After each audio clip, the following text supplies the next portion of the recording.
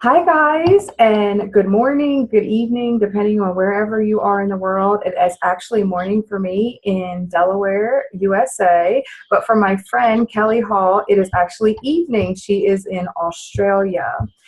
Kelly Hall is an intuitive health, life, and fitness coach, a masseur, and a yoga teacher in training. At some time for you, she offers the complete wellness package. Driven by her passion and personal experience, she assists women to explore the underlying connection between the mental, emotional, and spiritual components of their condition. She helps them create simple, manageable steps towards health and healing with a self-confessed information. I'm sorry. My daughter decided she was going to join us.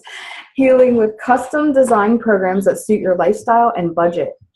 A self-confessed information and research junkie, Kelly is on a mission to free women from their overwhelming health issues and assess them to transform their lives into ones that they have dreamed of. Welcome, Kelly. Hi, Amelia.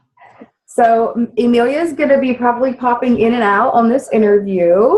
I wasn't prepared for her to be here, but that's okay. So you guys get to meet my little rambunctious toddler. So Kelly, tell me, what does happiness mean to you? Probably going to be sounding a little bit like a cliche with this answer, but health definitely means happiness to me. My favorite quote is the groundwork for all happiness is health. And the reason I love that quote so much is because I've spent just under a decade now of in and out of bad health. So, and when I reflect on those times, I can see that it was always a struggle to feel content and happy, and there was always something going on. And when you're not feeling healthy in your body and your body's not supporting you, it's really, really hard to be happy. There's only a certain level of happiness that you can be if you're not 100% supported by your body with your health. So I truly believe that the groundwork for all happiness is health. I also believe being grounded and tuned into what you really need and your soul purpose is really important. That's something that has become very clear to me in the last couple of years. That just takes away so much of the pain of life and just gives you that sense of direction, and you can really find what makes you happy on a daily basis. And without that, it's almost like you're floundering sometimes. I also think being supported and having support by your partner or a group of sisters or friends. Last year I joined a sisterhood and it changed my life, having those people to reflect my inner growth and to boost me up when I needed them, to be there to, have a shoulder to cry and listen to me. I found that really important. I think being creative and having time for self-care is vital as well. And serving others, giving something back to the world is very important for happiness as well, I believe. That is a beautiful, expansive answer, and I agree. And especially, and we're going to go into this in a little bit more detail in this program, but we're going to talk about finding your purpose and making sure that you're fulfilling that, because I agree, health and living your purpose really means a lot in your overall joy and happiness.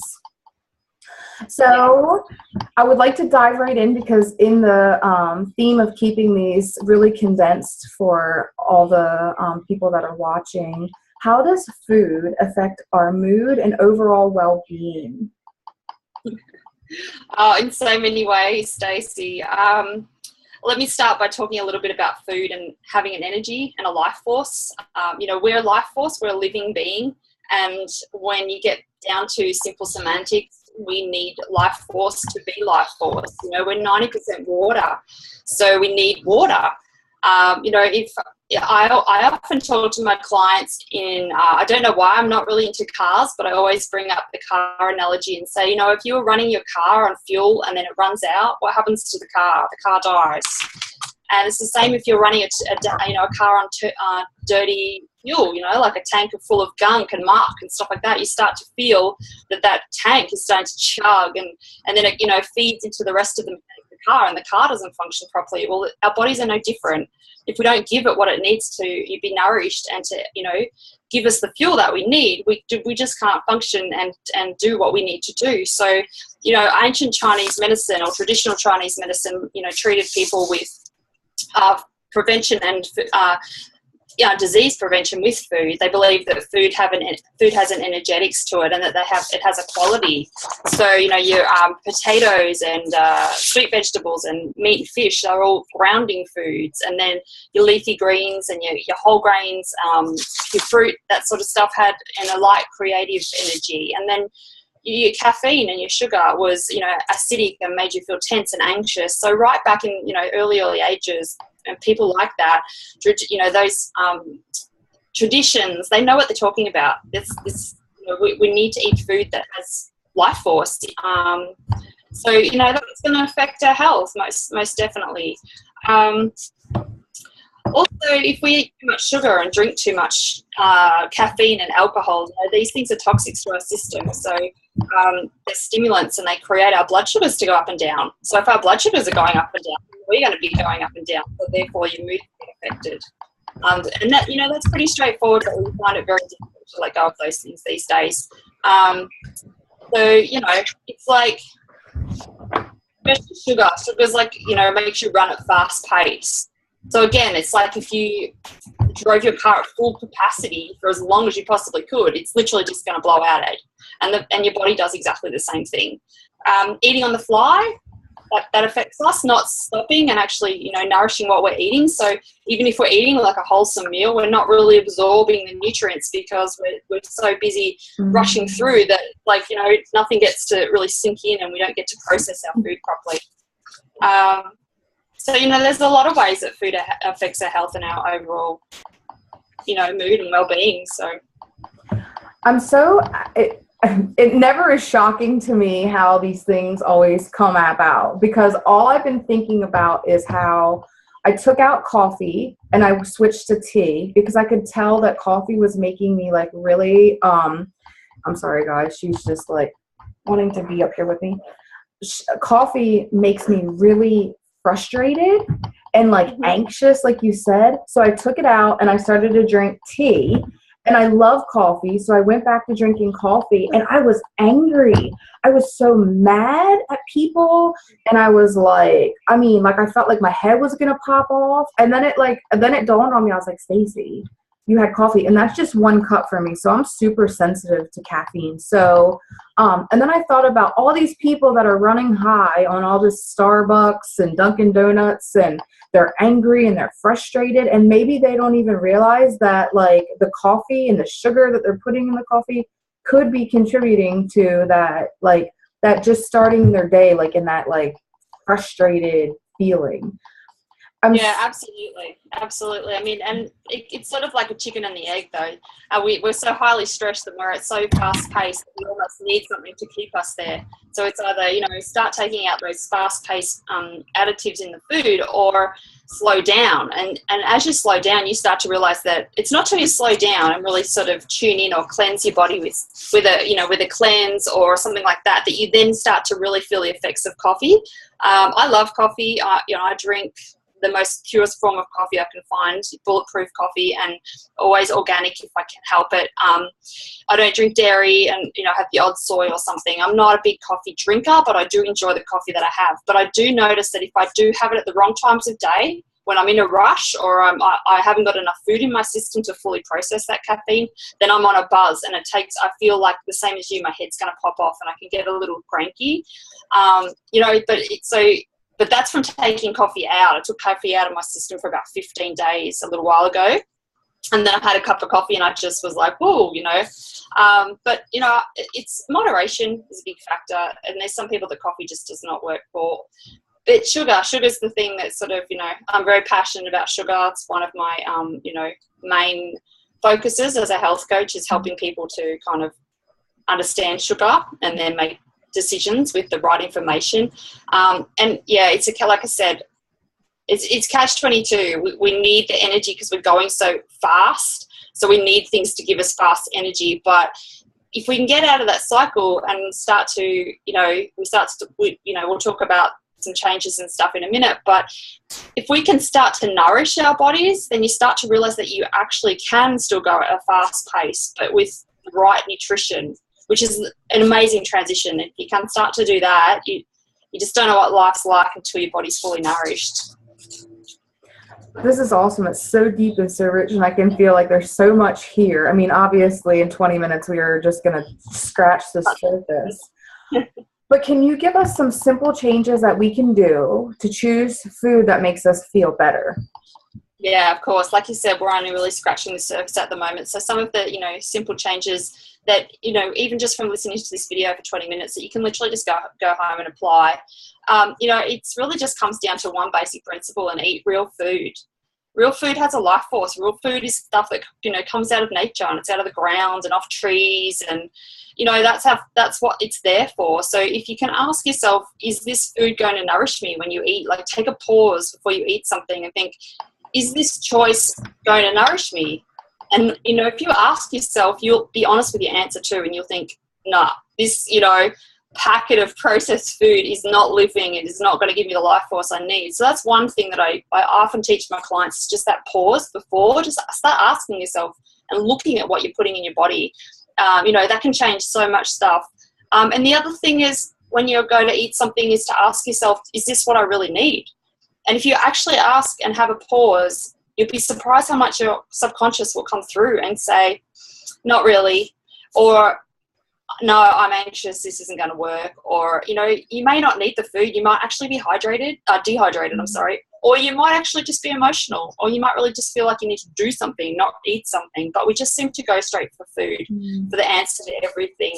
It's not the case. So, when you eat real food, you just want to think, is this living? Is it going to give me the vitamins, minerals, phytonutrients? And, is it a protein? Is it going to help build my muscles? Just start looking at food and thinking, is this what's working? Just really start questioning food as well, and thinking, and when you start to feel a certain symptom coming on, just have a little look at what you ate throughout the day and just wonder to yourself. That curiosity can just start a whole new chain of events. And when it comes to the food, the nourishing whole foods, eat a variety of colour. If you're not feeling energetic, flood your system with vegetables. Vegetables are so amazing to give you that nutrition and that energy, especially green vegetables, and the fibre will fill you up. So if you want to go for a snack, maybe try some raw vegetables before you grab for the cake, and just see. You'd be surprised. You might feel not hungry, and then all of a sudden your taste buds change and you don't want that cake anymore. And the other thing I'd say that you could do straight away as well is just start looking at the food labels that you do buy in the supermarket. Just, I always teach people to approach health as like an adventure, with a sense of curiosity, and just start looking at some things that you pick up and turn the packet over and look at the ingredients. Now, if you can't recognize it and you can't pronounce it, it's not a food. I was gonna say that. Don't they usually say like 5 ingredients or less, and it's something that you can pronounce or recognize? Exactly. Yeah, 5. Some people say 4, 5 or 4 ingredients that you can recognize all of those ingredients. You're on a good. That's a good place to start. Yep. And can I also say that when someone is checking in, so as people are applying this and they check in and their body says, no, this is probably not good for you, but they go ahead and choose that food anyway, do they just give themselves permission so just the act of checking in is taking a step towards the positive direction? Yeah, just some self-recognition and just listening to the inner self, which I know you teach a lot of people about that stuff. So that's how you can do it with food. But yeah, exactly, Stacey. If you go to eat something and you think, is this what I really need? And you can feel that your subconscious is, just giving you a clue that no, it's not, but then yes, you do want it. Well, then you do need that right then, because I've been in this situation myself where I think, what, I don't eat dairy, so I don't eat chocolate or anything like that. But, when I do want some chocolate, I reach for the cacao, I make a chai pudding. And sometimes I'll be like, I just feel like chocolate. I just feel like that flavor. And then I think I don't really need this pudding right now. I've had enough today, but I just want that flavor in my mouth. So that's like, okay, well, I'm just going to eat it and enjoy it because I just want that flavor. Because I know that if I went and ate something else and it didn't have that flavor, I wouldn't enjoy it, or I would go and get something else again and think, oh, Right. maybe this will work, or maybe this will work, or maybe this will work. Yeah. So if you can take that out, you know, some people are still, you know, if you are addicted to sugar and you do want that cake and you ask, is this what I need? You might hear, no, it's not what I need, but it's what I want right now. Because like I said, they might put the cake down, go and eat, you know, a whole heap of raw broccoli and raw carrot and all the things that, you know, somebody's probably told them to eat instead. And then still go back to the cake 2 hours later because they can't stop thinking about it. But if they just eat the cake, slow down, appreciate the cake, take your time with it. You might only eat half of it because as you're eating it, you'll start to feel like, yeah, this, you know, no, I don't really need it now. You know, I've had a couple of bites and that's sort of all I need. But all that guilt can cloud that stuff. So then you'll just waff it down and then you won't even actually feel like you've eaten the cake. So then you think, I want another cake because the whole moment was lost, you know? Mm-hmm. So it's really slowing down and tuning in and being mindful that if your choices aren't as desirable, and I don't use bad or good when I'm teaching people, I don't believe in that because I think that if we channel the word bad into things, then we're just fueling it with negative energy, which is, you know, has exactly the same effect. You know, it's not anything anti, put lots of anti into it and you're literally just turning it on its head and it's not good for you. It has exactly the same effect as anti anything, like just, so I don't know if that makes sense, but you know, yeah. So is good or bad. It's like desirable or undesirable. So if you think to yourself, this cake's probably not the most desirable choice today, eat it anyway, couple of bites, slow down, appreciate it, and then choose a better choice next time. Just say, okay, I've had that cake. It wasn't the best choice, but you know what? I'm going to have a healthy dinner. I'm going to have vegetables at dinner. You know, try and think of each meal as each meal, not the whole day. You know, especially when you're starting out and you're really trying to incorporate healthier choices, just pick a meal that's easiest. Like, okay, I find it easy to eat healthy in the morning, so I'm going to start the day healthy. But if in the morning you're a coffee on the run person and that's your biggest addiction in life, well, don't start with that. Let's just make sure you have lots of vegetables throughout the day. So those phytonutrients and antioxidants are going to help your body process that caffeine that you had this morning. You know, we're going to try to find a balance. That's awesome. And with working with Kelly, I know her approach and I know that she does not believe in deprivation. She believes in adding good things in. And then those good choices start to flood out the other choices that you want to change. So, Kelsey, my Amelia's got my attention. Hold on. And she's trying to knock my laptop also. So, Kelly, tell me how the way that you look at food has changed your life. Oh, wow.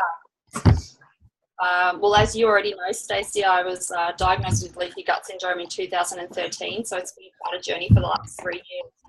And like, as I said, that's why that quote's become my favorite quote, because it's not until I've got to this point now where I feel so good, and I'm often quoting myself, you know, most of my writing includes me saying how I feel better now at 41 than I did at 21. But I didn't know that until now. I didn't know how capable I was of feeling this well. And like all of the torment that my life, you know, that I was going through in my life, and all the ups and downs and all of the unclarity and just not knowing what I wanted to do with my life and all of that, you know, when I look back and just see how unhealthy I was and just how much clarity I've got now. And the only reason I know that is because when I was diagnosed, I was told that I was intolerant to quite a lot of foods, yeast, almonds, oats, dairy, eggs, wheat, gluten. So that kind of knocks out, you know, 90% of what my diet consisted of. I was a healthy eater, but I was eating unhealthy, healthy food. So I've had to take all of those things out of my diet. Sugar came out as well. And as I was mentioning before, I didn't realize how clear you could be until I became clear. Does that make sense? Like, it wasn't until I took all those things out, got clean, then started to experiment a little bit with food and put some things back in and realize exactly what they do. And now I'm in a position where I can try things again and go, yeah, that's what that does, you know. So I use my body as a bit of an experiment now because I'm so well, but having leaky gut and being so sick was the best thing that ever happened to me. I'm doing things now that I never thought I would dream of doing before. I'm a fitness coach. I take aerobics classes. I've went on a retreat by myself. I'm pushing my comfort zones all the time, and it's only because I'm stronger, more grounded, and I'm more clear about what I want and what makes me happy. I think it's awesome, and I love to see that you are actually using your body to see what is working, because then when you work with clients, like, okay, well, not maybe specific foods, but if you take something out and then you add it back in, you see how it's affecting you, because you really don't see it until you take it out and then add it back in, like the coffee for myself. Absolutely. Yeah, absolutely. And I mean, I'm just, I'm a human being. I'm the same, I'm just a girl. I'm just a girl who's been on a massive ride when it comes to health, and I've just discovered some amazing, profound stuff that I just love sharing with people, and really simple stuff that's right in front of us. But I have my moments. My dog died a few months ago, and I spent a month reaching. I had all of these healthy snacks in the freezer, like I always do, my chocolate cacao balls and my protein bars and all the, the things that I make from scratch for when I do want something yummy or a friend comes around for a cup of tea or something. And I noticed after she died that within a month, all that food was gone. And the only way I knew that was a problem was because I started to feel really unwell. I was like I was hitting a wall. My energy would only go so far, and then I was tired. And then I started to feel joint pain. When I was at yoga, I couldn't hold my poses, and I was really stunned. I was like, what is going on? Like, I couldn't bend my fingers. And I've never, ever had this pain in my life, like my joint pain. And that's when I went, oh my God, like, okay, the sugars that I was having were natural alternatives, but I was having way too much for my system, and I was, repressing my grief. So I was putting that massive amount of stress on myself. Plus I was, building my business, and I have, starting at the gym, and I was doing aerobics classes and a lot more physical activity than I'm used to, which is another stress, and that's another story again. But, it's all stress, right? And stress is number one. Before anything, it's the most problematic thing we've got in our lives, and I could not bend my fingers. And I thought, wow, this is amazing. Like, this is what people feel like with arthritis. It's literally inflammation in the joints, and it's so painful. And I thought, I never felt like this. And I thought, if I'm so clean and so healthy and I can get to this state in a month, imagine no wonder what's happening to people out there that are eating the same way their whole life, And I was really quite, it was really funny, because I went to my naturopath and to clarify what I was believing, and he says, yeah, you've got too much sugar in your system. And I came home and I had to revamp my diet for a couple of days and really just, clear it all out again, and up my nutrition and take some extra multivitamins and stuff. And when I got home, I was all excited and happy, and my boyfriend's like, you're the only person that gets excited about having to revamp your diet. And I was like, yeah, but it's because I get to see how, I've got to learn new things, and I can pass this on to people that don't know what I know, And then I also get to feel better. And in 2 or 3 weeks to a month, I'm going to be like a better version of me again, which I am now. So yeah, it's the curiosity journey again that I go back to. It's just the knowing that that there's something that you can do, an action that you can take to make yourself feel better. So that. Yeah, absolutely. I mean, most people would go to a functional medicine doctor and come back with anti-inflammatories, right? So just eat anti-inflammatory foods. I just loaded up on anti-inflammatory foods, and I just took out the sugar foods. And the sugar foods can be quite sneaky. Roast vegetables turn to sugar. I had to take out all the simple carbohydrates that turn to sugar. No bread, I don't eat a lot of it anyway. And that was the interesting thing, because apart from all of those healthy snacks that I ate over the course of the month, literally the only other thing I had to take out of my diet for a month was those roasted vegetables and fruit. So, I was already eating really well, but just taking those things out again and then flooding my system with vitamins and lots of green vegetables and, things like that, totally shifted what was going on for me with no medication, That's amazing. That really is amazing. Yeah, it makes me feel excited, and I can share it with everyone and stuff. So Kelly has a free gift for you guys. Kelly, can you tell us just a little bit about your gift? Yeah, sure. So one of the most difficult things I found when I had to shift my diet from all of those foods that I was intolerant to was I was absolutely clueless, was finding out what I could replace them with, the healthy alternatives. So I've made up a simple upgrade your diet guide that gives you healthier choices for conventional foods. Awesome. So you can literally look up conventional milk and find out what else you could have instead of conventional milk, or what to replace instead of sugar or bread, or all of the things the house that are in, you know, most people's fridges and cupboards. Those stock items. Yeah. That's awesome. That is great. So what's going to happen is we're going to link that free gift below. You can just opt in if this is something you're interested in, and you'll receive that in your inbox. So for all of you mommies out there, I know you appreciate this situation. You see that I'm a working mom, that I have a toddler. I apologize for the confusion and all this over here while Kelly was sharing. She shared some beautiful information, but this is just real and who I am and where I'm at. So this is just giving you a glimpse behind the scenes in my life. She's coughing. Kelly, thank you so much for all this information. And we're going to link your contact information below if anybody's interested in reaching out and working with you. Yeah, great, Stacey. And I offer free complimentary sessions for the first session, no obligation. So anybody got any questions about anything they've heard today, I'm more than happy to help talk to you about it. Thank you. So I really appreciate you being here. Thank you, guys. Continue on your journey. Start applying everything that you're learning, and I will see you later. Bye. Stacey. Bye.